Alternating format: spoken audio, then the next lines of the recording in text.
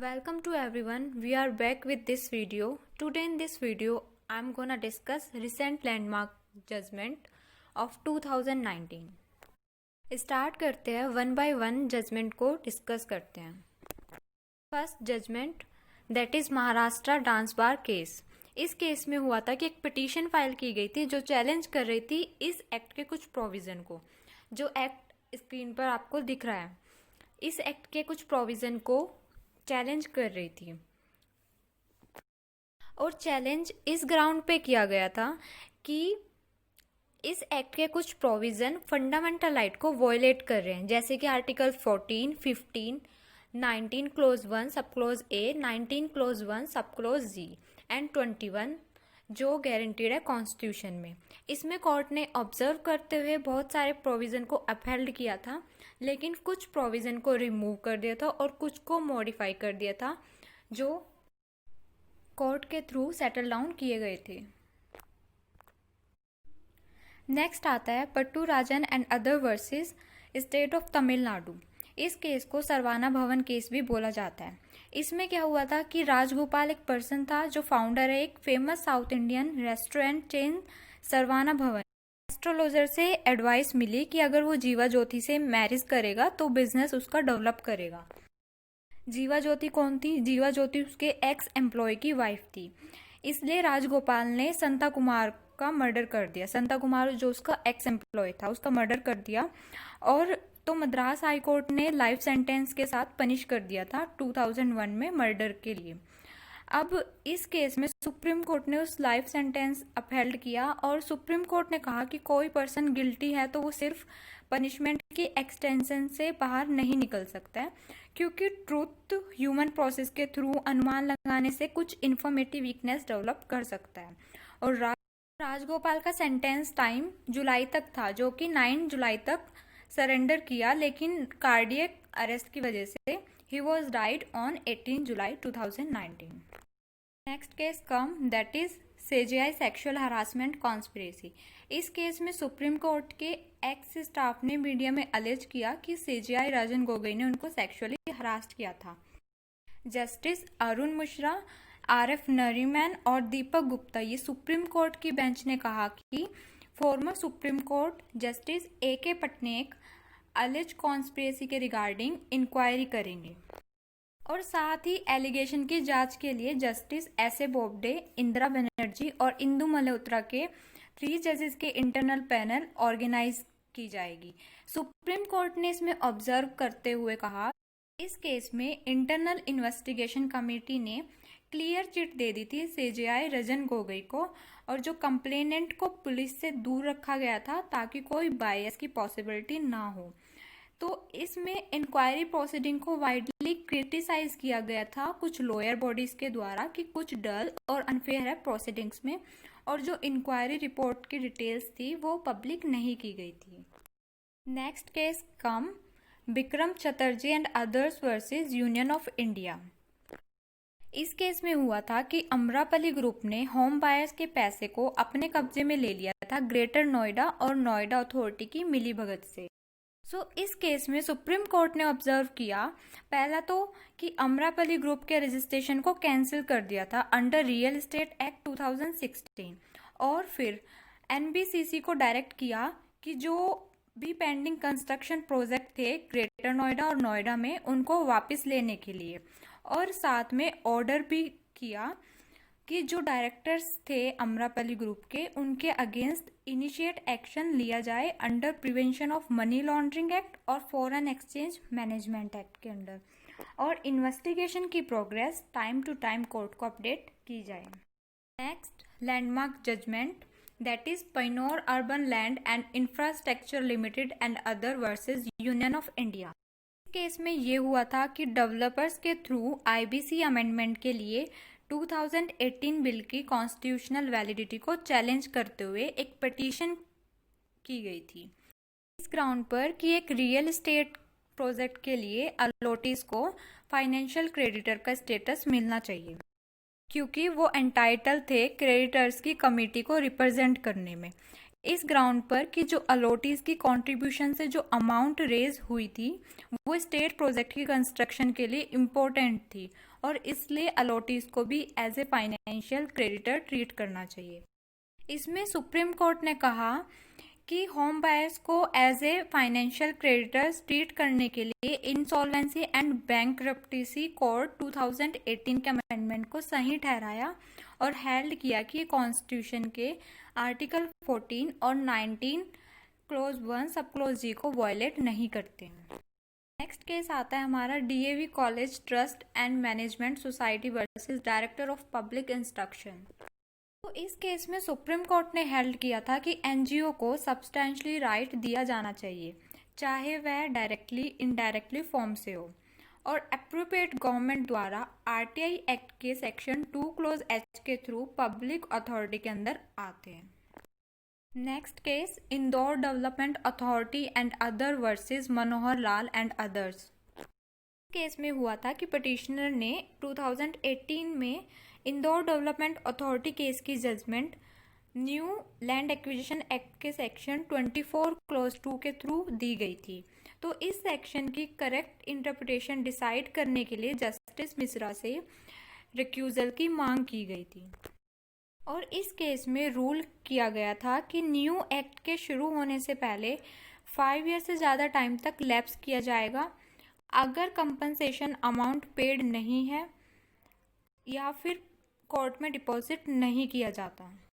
इसमें कोर्ट ने ऑब्जर्व करते हुए जस्टिस मिश्रा ने अपने ऑर्डर में कहा कि वह कॉन्स्टिट्यूशन बेंच का गठन करने से मना नहीं करेंगे और ये जज के लिए डिसीजन लेना था कि वो रिक्यूज़ करे या नहीं करे, और रिक्यूज़ करना जस्टिस के इंटरेस्ट में नहीं होगा।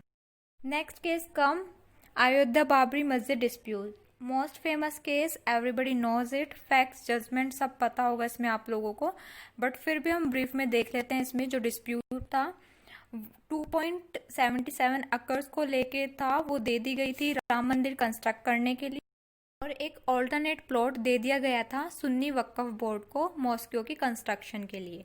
ये डायरेक्शन पास की गई थी अंडर आर्टिकल 142 ऑफ कॉन्स्टिट्यूशन। फिर इसमें एक पिटीशन भी फाइल की हुई थी बाबरी मॉस्क्यू। फिर इसमें एक पिटीशन फाइल हुई थी बाबरी मॉस्क्यू को डिस्ट्रक्ट करना वायलेशन ऑफ लॉ है, तो वो सुप्रीम कोर्ट ने डिसमिस कर दी थी, और रिव्यू पिटीशन भी फाइल की गई थी, वो भी डिसमिस कर दी गई थी। नेक्स्ट केस आता है central public information officer supreme court versus Subhash Chandra Agarwal. इसमें दिल्ली हाई कोर्ट ने हेल्ड किया था कि आरटीआई एक्ट सीजीआई ऑफिस पर एप्लीकेबल था, और सुप्रीम कोर्ट ने भी सेम अपहेल्ड किया, और कोर्ट ने अंडरलाइन किया कि मेंटेनिंग कॉन्फिडेंशियलिटी की इम्पोर्टेंस को जुडिशियल एडमिनिस्ट्रेशन के कुछ एस्पेक्ट में, और ये क्वालिफाई किया कि आरटीआई पब्लिक इंटरेस्ट का ग्राउंड है। और जस्टिस डीवाई चंद्रचूड़ ने ऑब्जर्व किया कि हायर जुडिशरी के लिए सिलेक्शन और जजेस के अपॉइंटमेंट के लिए ग्राउंड को डिफाइन करना पब्लिक रिमिल में रखा जाना चाहिए। अनदर केस कम कर्नाटक असेंबली केस। तो इस केस के फैक्ट्स है कि बीजेपी जीत गई थी, लेकिन कर्नाटका में गवर्नमेंट बनाने में अनेबल थी, इसलिए कांग्रेस और जेडीएस का कोalition हुआ था, और इस वजह से इसके बाद 17 एमएलएज ने रिज़ाइन दे दिया था, लेकिन स्पीकर ने इमीडिएटली रिज़ाइनेशन एक्सेप्ट नहीं किया और बाद में 17 एमएलएज को डिस्क्वालीफाई कर दिया था। 16 कर्नाटका लेजिस्लेटिव असेंबली से, 10 शेड्यूल के अंडर और एंटी डिफेक्शन लॉ से, और इवन करंट असेंबली के टेन्योर में इलेक्शन लड़ने पर भी रोक लगा दी गई थी। सुप्रीम कोर्ट ने स्पीकर के डिसीजन को अपहेल्ड किया और हेल्ड किया कि डिस्क्वालिफिकेशन की ड्यूरेशन हाउस की टर्म एंड तक नहीं की जा सकती है। मतलब था कि वो एमएलए दिसंबर में होने वाले इलेक्शन फिर से लड़ सकते हैं, और साथ ही ये हेल्ड किया कि लेजिस्लेटर का रिजाइनेशन पर डिस्क्वालिफिकेशन इफेक्ट नहीं पड़ेगा अगर रिजाइनेशन की डेट से पहले कोई बदल हुआ हो। Next very important and landmark judgment, Sabarimala case. ये भी सबको पता होगा, फैक्ट्स एंड ऑल। इसमें रिव्यू पिटीशन डिसाइड की, जो पिटीशन सबरीमाला मैटर की पेंडिंग थी।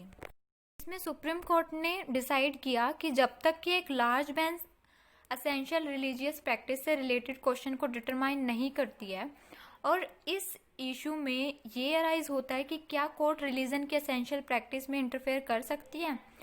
जब भी नीड होगी तो एग्जामिनेशन कर सकती है लार्ज बेंच, ये कोर्ट ने हेल्ड किया। जस्टिस नैरीमैन एंड जस्टिस चंद्रचूड़ ने कहा था कि लोगों को ये याद रखना चाहिए कि होली बुक इंडिया का कॉन्स्टिट्यूशन है। जजेस ने कहा कि रिव्यू पिटीशन में रेज किए गए आर्ग्यूमेंट्स ऑलरेडी रिट पिटीशन में सुना गया था और 28 सितंबर 2018 की जजमेंट में उन सब आर्ग्यू को डील किया गया था। फिर 13 जनवरी 2020 से 9 जजेस बेंच कॉन्स्टिट्यूट की गई रिव्यू पिटीशन हियरिंग के लिए और डिसाइड किया गया था कि वुमन भी एलिजिबल है टेम्पल में जाने के लिए। Next very important case, Rafale review case. इसमें मैटर को लेकर इन्वेस्टिगेशन की मांग की गई थी। ऑन 14 दिसंबर 2018 को सुप्रीम कोर्ट ने 36 राफेल जेट्स खरीदने के डील के मैटर को लेके करप्शन की एलिगेशन की इन्वेस्टिगेशन के ऑर्डर देने से मना कर दिया था। जस्टिस KM जोसेफ ने राफेल रिव्यू में अपने अलग जजमेंट में ऑब्जर्व किया कि राफेल मैटर में करप्शन के एलिगेंस की कंप्लेन पर CBI के तरीके से मेन वर्डिक्ट नहीं आएगा और प्रिवेंशन करप्शन एक्ट के सेक्शन 17A के तहत मंजूरी दी गई थी। Next case come Maharashtra assembly floor test. इस केस में हुआ था कि NDA means BJP plus Shiv Sena Maharashtra assembly election में मेजॉरिटी शो करने में फेल हो गई थी क्योंकि CM कैंडिडेट को लेकर कन्फ्लिक्ट की वजह से शिवसेना ने समर्थन नहीं किया था। फिर भी महाराष्ट्र के गवर्नर ने देवेंद्र को कुछ लेटर सर्कुलेट किए और उस आधार पर गवर्नमेंट बनाने की परमिशन दी। इसकी वजह से शिवसेना गवर्नमेंट को हाउस में मेजॉरिटी प्रूव करने का मौका नहीं मिला और NCP और कांग्रेस ने एक साथ रिट फाइल की, महाराष्ट्र के गवर्नमेंट को क्वैश करने की मांग की इस ग्राउंड पर कि ये अनकॉन्स्टिट्यूशनल, आर्बिट्रेरी, इलीगल और वॉइड एब इश्यू है। सुप्रीम कोर्ट ने इसमें कहा कि अनलॉफुल प्रैक्टिसेस ऐसे है जैसे हॉर्स ट्रेडिंग पर कर्टेल लगाना और अनसर्टेनिटी से बचने के लिए एक स्टेबल गवर्नमेंट इंश्योर करके डेमोक्रेसी के स्मूथ इफेक्चुएट से चलाने के लिए महाराष्ट्र असेंबली में अर्जेंट फ्लोर टेस्ट का ऑर्डर दिया। लास्ट केस आता है Hindustan construction company limited versus union of India. इस केस में क्या हुआ था, सेक्शन 87 को चैलेंज किया गया था कि ये डिस्क्रिमिनेटरी है इस ग्राउंड पर। Section 87 arbitration and conciliation act 1996 जो इंसर्ट किया गया था 2019 अमेंडमेंट एक्ट से, जो कि बाय पार्लियामेंट पास हुआ था। फिर सेक्शन 87 23 अक्टूबर 2015 से पहले स्टार्ट होने वाले प्रोसीडिंग्स में दिए गए सभी आर्बिट्रल अवार्ड पर स्टे लगाता है और सिर्फ सेक्शन 34 के तहत एक एप्लीकेशन फाइल करके आर्बिट्रल अवार्ड को चैलेंज किया था।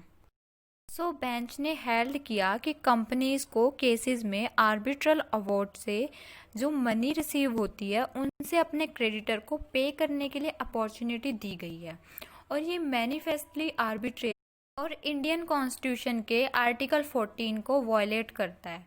इसमें सेक्शन 87 को अनकॉन्स्टिट्यूशनल हेल्ड कर दिया गया था बाय कोर्ट।